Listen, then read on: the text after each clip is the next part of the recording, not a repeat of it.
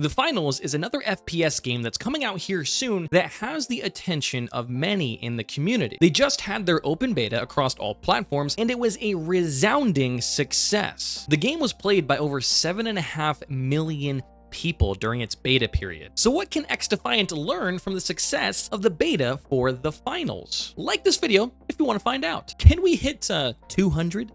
My name is Buckeye, and welcome to XDefiant Guides. The open beta for the Finals ran from October 26th until November 5th, right before the launch of Modern Warfare 3, and they announced that more than 7.5 million players jumped into the Finals in that time frame across all platforms: Xbox Series X and S, PS5, and on PC. And when you really look at it, that is a huge success. In the open beta for XDefiant back in June of 2023, they had a couple million people that played throughout the 4-day period or something like that. So basically, when you look at it, this is really successful from the Finals. It had a longer time frame for its beta, and consequently, they also had a larger number of overall players. The game peaked at like 267,000 players on Steam alone in concurrent players, and across the whole beta, it really didn't fall off all that much. It still got well over 150,000 players daily throughout the whole time frame of the beta, which to me is huge. That is a sign of a game that is being well received. It didn't peak really high and then die immediately. It had a very strong sense of sustainability. And I'll tell you what, that's really great to see for a game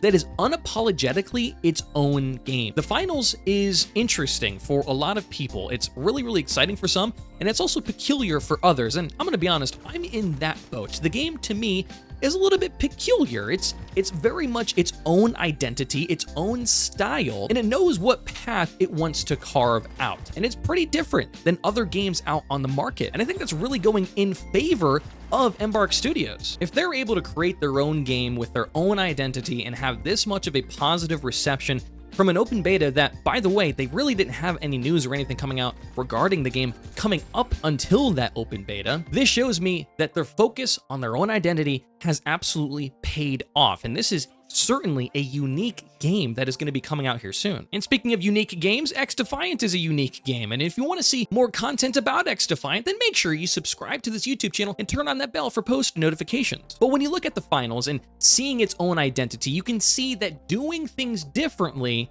is a good thing, because when you simply copy somebody else or you copy another game style or whatever the case may be, it's harder to set yourself apart, because if you do something exactly the same way as somebody else, then why would somebody deter their attention from what is already there and focus on you now? You need to set yourself apart and do something different. You don't need to necessarily reinvent the wheel per se, but you do need to set yourself apart and do something a little bit different. Give people a reason to look at you instead of something else. And I think the Finals is a great example of that done well. I think the Finals is the first time in a long time I've seen a shooter get released that really has itself looking very different than anything else on the market. It's not like Battlefield, it's not a carbon copy of Fortnite, and it's not Call of Duty. It kind of has pieces of multiple different genres all put into one, but honestly, it's kind of its own thing. And it's really interesting to see a game that is very different than other games having a success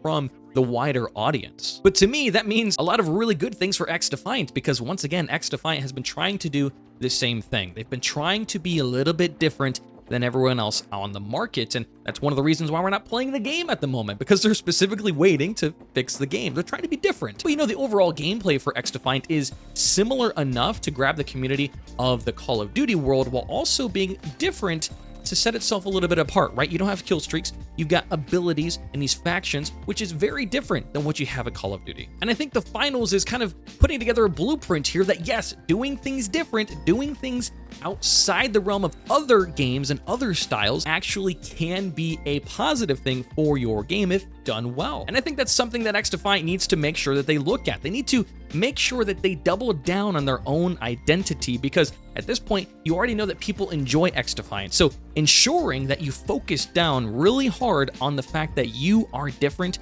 and what makes you different, that's going to be so important to cementing your identity in the public perception moving forward. Now, talking about public perception, let's talk about Steam, because that, I think, is actually a huge reason why potentially the Finals has had such a successful beta. The game is available on Steam, or the beta was available on Steam, And with XDefiant, it is not. It is only available on Ubisoft Connect. And I think just from a sheer numbers standpoint, there's more people that use Steam than use Ubisoft Connect. And I'm not hating on Ubisoft Connect whatsoever, but I think it is very clear to suggest that the overall player reach on Steam is vastly larger than on Ubisoft Connect. And I think if XDefiant wants to reach the maximum amount of players possible, then having the game available on Steam would be a huge asset to the team at Ubisoft. Now, Mark has addressed this in the past, and basically he said that it's not so easy to just send the game over to Steam because they have to utilize their Ubisoft Connect services. So it's a little more complex and a little more complicated to do so, but they've done it in the past. Rainbow Six Siege, for example, is on Steam and it's a live service game. It is something that is doable. It's just that XDefiant isn't planning on doing it at launch, but in the future, definitely could be a part of it.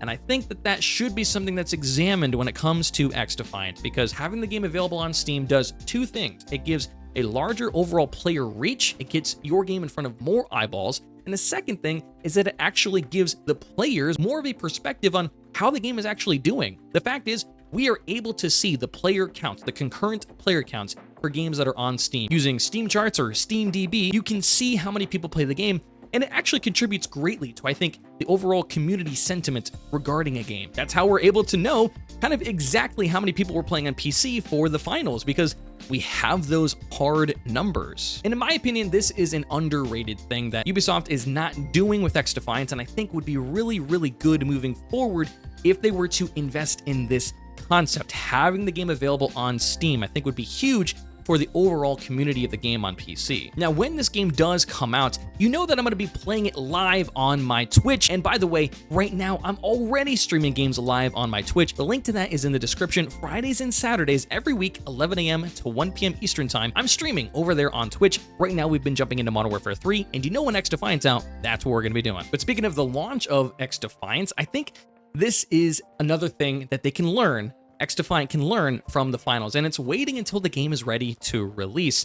The finals is very much doing something similar to XDefiant. They're in the development process, they're getting people's hands on the game to test it out and see how can they improve the game, how can they make it better, what needs to be done, and making the community a part of the process. The big thing is waiting to release the game until it's actually ready to come out. We just saw how unbelievably successful the beta was for the finals, but the game's not out yet, and we don't have a release date for the game yet, and they're working on it. And I think that's super important for really both of these games, ensuring that they make the game as good as possible, that it's bug-free, or at least as close to bug-free as possible when it does come time to release. And I think that that is going to be a huge aspect to the game's long-term success, right? Not rushing the game to release because people are excited and want to play it.